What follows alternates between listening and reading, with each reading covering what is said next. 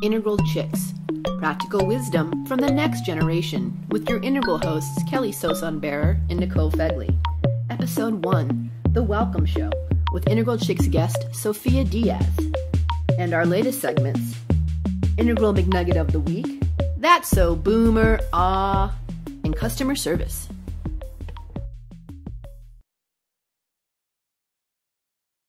Today we are super excited and honored for our very first show to have and be in the presence of Miss Sofia Diaz.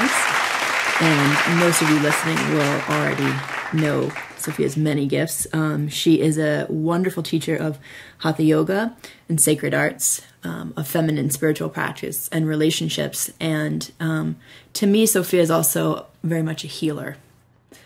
And for me, being in her very presence and seeing her smile and getting one of her amazing power hugs is really nourishing to me at a really deep level, nourishing to my soul. And so I would also call her a healer. So welcome, Sofia.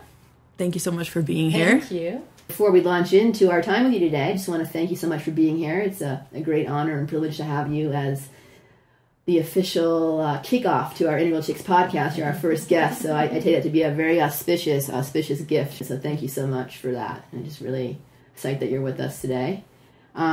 Just to give you a context about how we're going to spend our next 15 minutes together, it's called 15 Minutes of Fame. We interview you for 15 minutes, asking you different questions, taking you through different segments that we have as part of the interview process, and then hopefully at the end an experience of your teaching, and hopefully a little taste of the cyber yogic world that I've been hearing so much about lately as one of your new offerings. So welcome to 15 Minutes of Fame, Sofia Diaz. Here we go. And to begin, we always like to ask our guests, what's your deal? What's your deal, Sofia Diaz? What's your deal? I've been dealt a fine deck of cards in a very weird dimension. And I am working those cards with everything I've got. So my deal is getting people to feel with their whole body. And everything and anything that it takes to allow people to feel a little bit more and know the difference between thinking and feeling. Kind of reduced many years of yoga practice to that fine point right now. Teaching people to feel is actually my forte. I've only noticed recently that there's a big difference between knowing whether you're thinking or feeling. And it's a bodily genius to be able to feel. It's not just perceiving emotions through the visual context of your eyes and your mind. It's actually non-verbal receptivity that we are all really incredible geniuses of. And that right now our world really feels to me like it hinges on that genius instead of the linearity of our concepts and where we think we're going, where we think we're going to take ourselves ultimately. But basically right now, in this very moment, being able to rest from belly to forehead and take in whatever environment we're in with a full breath, and then being able to feel our heart through that, I think would answer as much or more than the internet technology, even though it answers a lot. And it is, I have nothing but praise for the modality that we're all feeling each other through and hearing each other through right now.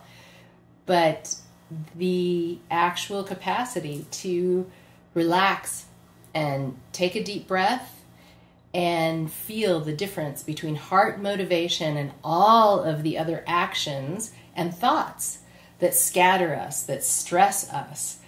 It's not a big deal, but it's a paradigm that feels like it's getting a little bit lost in terms of how much we rise up to deal with our technological world. And I say rising up, that we emphasize a certain amount of electricity above the shoulders that isn't always real, when there is so much wisdom, intelligence in the plumb lines of our whole body. Like right now, all of us are embracing this moment. And so I would ask everybody listening right now, like, exactly what posture are you in? That is your embrace of this moment. Mind, no mind, heart, feeling, all of it. It has to do with right now. How is your body placed? And where's your breath running? And that's going to run the concepts through your mind. And that's going to also either untie or tie up the very next moment that you walk into. I hope that introduced a little bit of something. It's fantastic. Well, it makes me want to, why don't we just go right into it? If you wouldn't mind, let's go through a practice experience of that right now. Okay. So wherever you are, if you just have the self-honesty to just freeze frame your breath, close your eyes, hear my voice, feel the motivation toward even listening right now, and see if you can find it bodily. What is your motivation for even listening? And can you find where that is in your body, your throat, your heart, belly, solar plexus? Can you feel that? And then just imagine that this was the sculpture that was going to be as big as the pyramids in our world. Exactly the posture you're in right now, and particularly feel the furrowing or the unfurrowing around your brow. Feel the curve or non-curve around your heart.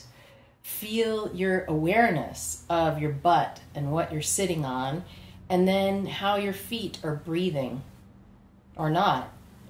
But what position are you in right now? And if it was sculpted and as big as the pyramids and lasted for 10,000 years, what is the communication right now of your conscious awareness through your embodiment? And then go ahead and take a deep breath, and we should all be relieved that if we're listening, it probably isn't our last moment, and that we are hugely powerful beings. So inhale and exhale, and find relief in some way by changing the position that you're in to something that actually makes you happier, more open, that it would make you really feel just a tiny bit giddy if somebody that you really loved was touching a part of your body or seeing you right now, and you know you're there, even if it's just one part of your body, if not the whole body. And inhale and exhale 3 times, and just tell your own truth. Just feel what you feel, and just work the clay, the muscle, the consciousness positioning of your nerves and muscle and bone, and make a shift.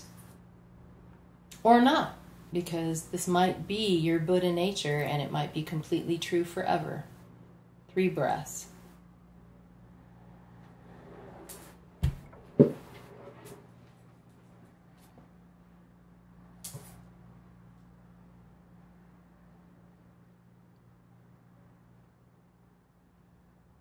And at the end of your 3rd